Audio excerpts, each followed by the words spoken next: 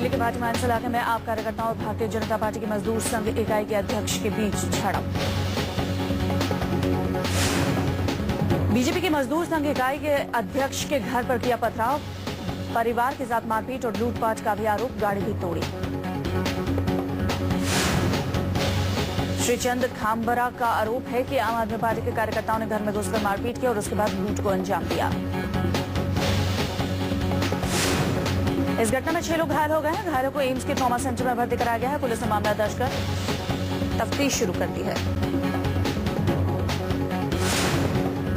श्रीचंद का कहना है कि आपके कार्यकर्ता उनके घर के सामने नशा करने लगे। जब उन्होंने रोका तो आपके कार्यकर्ता मारपीट पर उतर आए। अफ्रीकी महिलाओं से बदसलूकी मामले में दर्ज होगी एक नई एफआईआर। कोर्ट ने मंगलवार को सुनवाई के बाद अपना फैसला आज के लिए रखा सुरक्षित। दिल्ली के कानून मंत्री सोमनाथ भारती द्वारा आधी रात में अफ्रीकी महिलाओं के साथ उनके यहां छापेमारी करने के मामले में कोर्ट ने अपना फैसला सुरक्षित रखा है। कोर्ट ने बतौर गवाह शामिल हुई एक अन्य अफ्रीकी महिला की एक नई एफआईआर दर्ज करने का आदेश भी पुलिस को दिया है। कोर्ट की दलील पर डीसीपी बीएस जायसवाल ने कहा है कि जिस महिला का जिक्र कोर्ट ताजा एफआईआर करवाने के लिए कर रहा है वो पहले से ही दर्ज एफआईआर के तहत एक अहम गवाहों में शामिल है। कोर्ट ने डीसीपी की दाखिल दलील को खारिज करते हुए महिला की एफआईआर को नए सिरे से दर्ज करने के आदेश दिए हैं।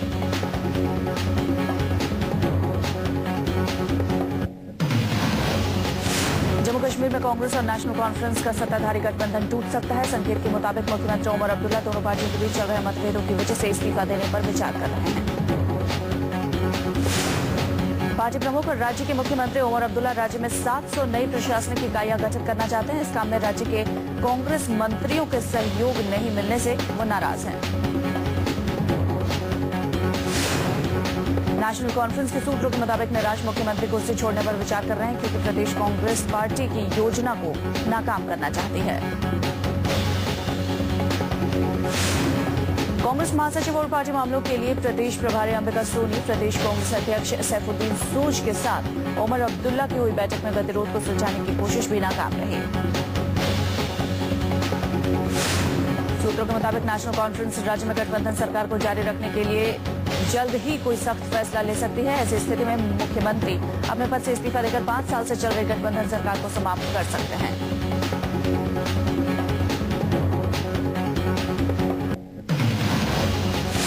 धरने पर बैठे डीटीसी कर्मचारियों का हंगामा, सीएम से स्थायी करने की उठाई मांग। हड़ताली कर्मचारियों ने सीएम केजरीवाल को घेरा।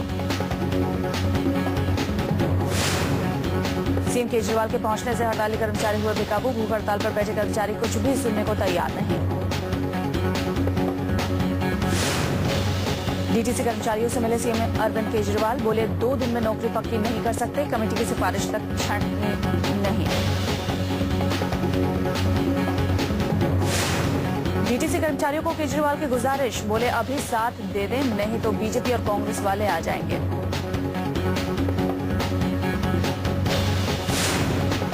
केजरीवाल से हड़ताली कर्मचारियों ने छीना माइक, पूछा सवाल 2 दिन नहीं तो कितने दिनों में करेंगे नौकरी पक्की।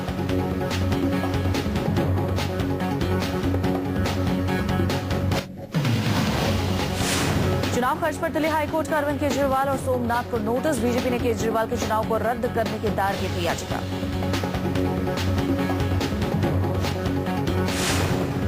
दावों को लेकर फिर घिरे केजरीवाल, दिल्ली कैबिनेट में पेश नहीं हुआ जन लोकपाल बिल का ड्राफ्ट।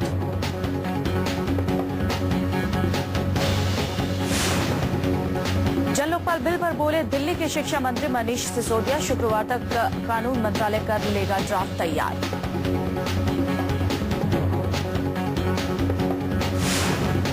सरकार फरवरी के पहले हफ्ते में भ्रष्टाचार विरोधी बिल लाने का करेगी प्रयास। रामलीला मैदान पर बिल को लेकर विधानसभा सत्र का होगा आयोजन।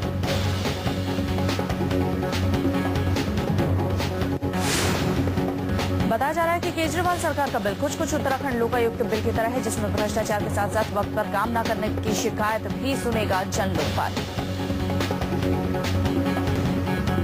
राहुल गांधी के बयान के समर्थन में उतरी एनसीपी, गुजरात दंगों में मोदी के समर्थन को दोहराया। 84 दंगों के लिए कुछ कांग्रेसियों का हाथ बंधाया। चुनाव रंगों पर राहुल के माफी नहीं मांगने पर अकाली दल बिफरी, पंजाब कांग्रेस के सदस्यों से मांगा इस्तीफा।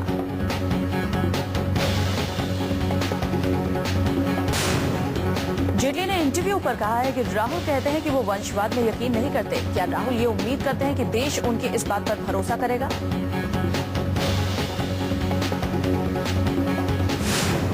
राज्यसभा में विपक्ष के नेता ने इंटरव्यू में राहुल गांधी की कई बातों का एक एक कर दिया जवाब।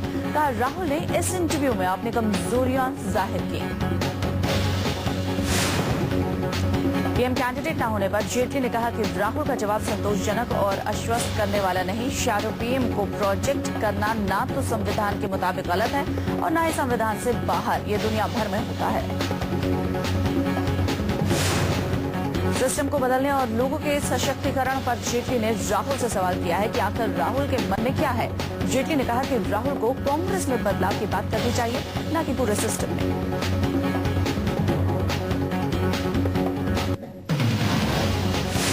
उत्तर प्रदेश सरकार में मंत्री और समाजवादी पार्टी के नेता आजम खान ने साधा मोदी पर निशाना। कहा मुस्लिम बचे रहे तो मोदी बन जाएंगे पीएम।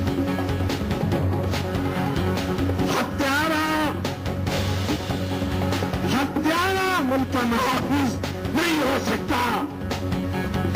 इंसानियत का कातिल हिंदुस्तान का बादशाह नहीं हो सकता। आजम ने कहा कि फासिस्ट ताकतें मुसलमानों को मुलायम सिंह यादव से अलग कर उन्हें सियासत के बाजार में लुटने के लिए अकेला छोड़ देना चाहती है। मुसलमानों को चाहिए कि वो मुलायम सिंह यादव को पीएम बनाए।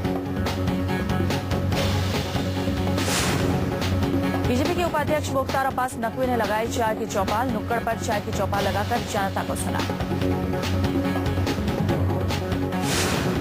नकवी ने जनता से की अपील। कहा मिटाओ कांग्रेस का कुशासन।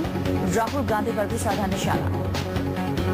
है कि जो बदलाव की आंधी है, जो बदलाव का तूफान है, उसमें लोग हिस्सेदार बने और जो कांग्रेस और कांग्रेस के करप्शन के खिलाफ क्रांति है उसकी भागीदारी करें और सुशासन के संग्राम को सफल बनाएं। जो युवराज की करप्शन के किले में बैठे हुए हैं और करप्शन के किले में बैठ करके दिया गया बयान निश्चित तौर से ऐसे युवराज का बयान है जो महंगाई के मुगाम्बों की भूमिका निभाते रहे हैं।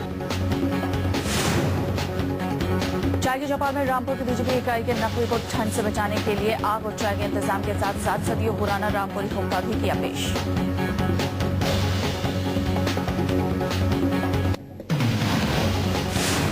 कांग्रेस के मिशन 2014 को कामयाब बनाने के लिए कुमारी शैलजा ने छोड़ा मंत्रालय। संगठन में करेंगे काम। राज्यसभा के लिए हरियाणा से दाखिल करेंगे पर्चा। कांग्रेस महासचिव दिग्विजय सिंह ने भरा राज्यसभा का पर्चा। राज्यसभा से शुरू करेंगे अपनी राजनीति की दूसरी पारी। राज्यसभा में नॉमिनेशन पर दिग्विजय राजा ने जताई खुशी। सोनिया गांधी और राहुल गांधी और कांग्रेस के नेताओं को दिया धन्यवाद। आरपीआई नेता रामदास अठावले के राज्यसभा जाने का रास्ता हुआ साफ। रामदास को शिवसेना बीजेपी ने बनाया अपना उम्मीदवार।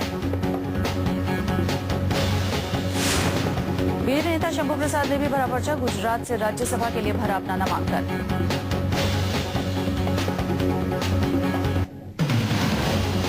कांग्रेस के राष्ट्रीय सचिव सज्जन सिंह वर्मा ने दिग्विजय सिंह के नामांकन पर उठाया सवाल। मध्य प्रदेश से राज्यसभा भेजे जाने पर कांग्रेस आलाकमान के फैसले को ठहराया गलत। कांग्रेस नेता का कहना है कि दिग्विजय सिंह में लोकसभा चुनाव जीतने की क्षमता। इंदौर, सागर और विदिशा से जीत सकते हैं लोकसभा चुनाव।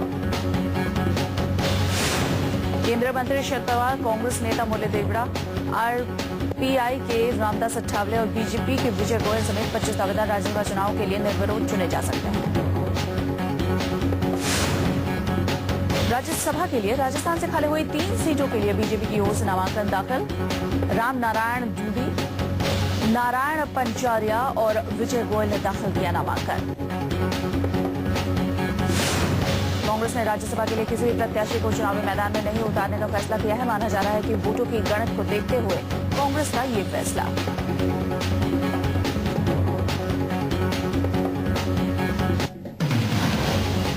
बीजेपी लोकसभा प्रत्याशियों की पहली लिस्ट 3 फरवरी को करेगी जारी। पहली लिस्ट में 50 उम्मीदवारों का होगा ऐलान। बिहार के बीजेपी नेता सुशील कुमार मोदी ने तीसरे मोर्चे पर दिया विवादास्पद बयान। कहा, जब बाढ़ आती है तो कुत्ते बिल्ली इकट्ठा हो जाते हैं। जूनियर मोदी के बयान पर सियासी भूचाल, समर्थन में उतरी बीजेपी, जेडीयू ने सुशील मोदी को घेरा। दिल्ली के गोपाल भवन में तीसरे मोर्चे में फिर से दम भरने की कवायद। बैठक में लेफ्ट से सीताराम येचुरी, समाजवादी कुनबे से रामगोपाल यादव और जेडीयू के महासचिव केसी त्यागी मौजूद थे। लता के मोदी के साथ मंच साझा करना कांग्रेस को नहीं भाया। कांग्रेस ने मोदी पर साधा निशाना। कहा, लता जी देश की संपत्ति, इसका दुरुपयोग कोई ना करे।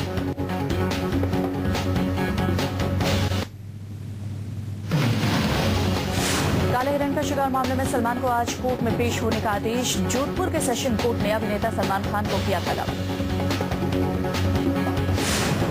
सलमान का अदालत के सामने दर्ज किया जाएगा बयान। अभियोजन पक्ष के गवाहों की सुनवाई और जांच के बाद सलमान होंगे अदालत में पेश। मामला फिल्म हम साथ साथ हैं की शूटिंग के वक्त का है। सलमान पर अवैध हथियार से अपने साथी सितारों के साथ काले हिरण का शिकार करने का आरोप है। 1998 के आधी रात को हिंदी फिल्म हम साथ साथ हैं की शूटिंग के दौरान जोधपुर के करीब कनकणी गांव के बाहरी इलाके में 2 काले हिरणों का शिकार करने का सलमान पर आरोप। सलमान पर इसी दौरान अवैध हथियार रखने का भी आरोप। उन पर लाइसेंस की समय सीमा समाप्त होने के बावजूद हथियार रखने का आरोप है।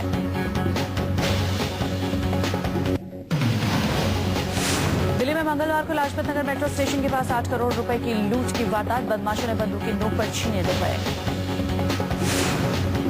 ये रुपए गुड़गांव के राहुल आहूजा और कालकाजी के रहने वाले राजेश कालरा के हैं। रुपए 2 दिन पहले ही चांदनी चौक इलाके से जमा किए गए थे। कहा जा रहा है कि ये दोनों हवाला कारोबार से जुड़े हैं। पहले बताया जा रहा था कि ये दोनों प्रॉपर्टी डीलिंग का काम करते हैं। शुरुआती जांच के बाद पुलिस का कहना है कि इस वारदात के पीछे हरियाणा के गैंग का हाथ हो सकता है, जिसका सरदार रोहतक जेल में बंद है। राजेश कालरा वारदात के वक्त कार में मौजूद नहीं थे, जबकि मैनेजर राहुल आहूजा राकेश शर्मा के साथ 4 लोग कार में वारदात के वक्त मौजूद थे।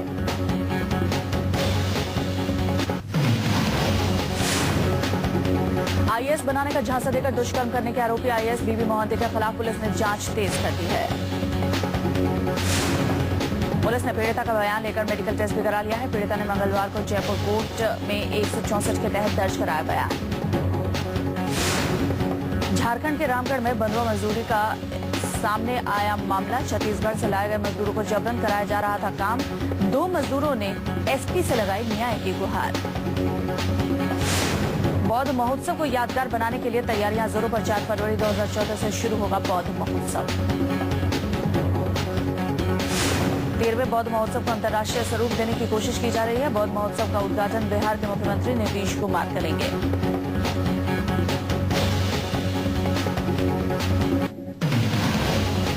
नजदीक समोसे को लेकर हुए विवाद में रिटायर्ड दारोगा के बेटे लॉ स्टूडेंट तुषार की गई जान। एसपी नेता पर दिन दहाड़े गोली मारकर हत्या का आरोप। पुलिस ने आरोपी नेता को अवैध तमंचे समेत किया गिरफ्तार। आरोपी ने अपना गुनाह किया कबूल।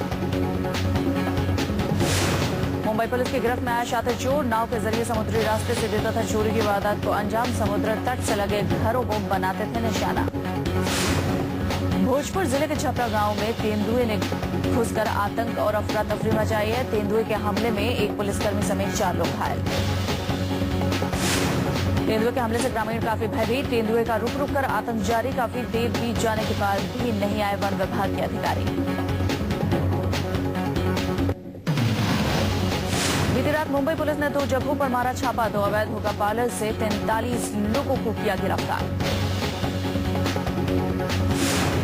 13 लड़कियों समेत 30 लोगों को किया गया गिरफ्तार। इन सभी पर टोबैको एक्ट के तहत हुई कार्रवाई। जुर्माने के बाद किया गया रिहा। मुंबई से सटे ठाणे के मनोर हाईवे पर एक लग्जरी बस और डीजल टैंकर की टक्कर। भिड़ंत की वजह से लगी भीषण आग। बस और टैंकर में लगी आग के पीछे से आ रही गाड़ियों को भी अपनी चपेट में ले लिया। अब तक इस घटना में 7 लोगों के मरने की खबर। बस से 11 लोगों को जख्मी हालत में बाहर निकाला गया। कई लोगों के फंसे होने की आशंका। आरबीआई ने तीसरी तिमाही की मौद्रिक नीति का ऐलान किया। रेपो रेट में 0.25 की बढ़ोतरी करने के साथ सीआरआर में नहीं लिया कोई बदलाव। आरबीआई गवर्नर रघुराम राजन ने अब आगे रेपो रेट न बढ़ाने की भी बात कही। राजन के मुताबिक रेपो रेट में ये बढ़ोतरी महंगाई पर लगाम लगाने के लिए की गई है। रिजर्व बैंक ने आम आदमी को दिया झटका। रेपो रेट में बढ़ोतरी के साथ ही बढ़ सकती है आपकी ईएमआई। मकान गाड़ी खरीदने वाले पर पड़ेगा महंगे कर्ज का बोझ। आरबीआई गवर्नर रघुराम ने देश की धीमी अर्थव्यवस्था पर जताई चिंता। रिजर्व बैंक ने साल 2013-14 में विकास दर 5% के नीचे रहने का अनुमान जताया। आरबीआई की क्रेडिट पॉलिसी में वित्तीय साल 2013-14 में मौजूदा वित्तीय घाटा जीडीपी का 2.5% रहने का अनुमान, जबकि पिछले साल ये 4.8% था।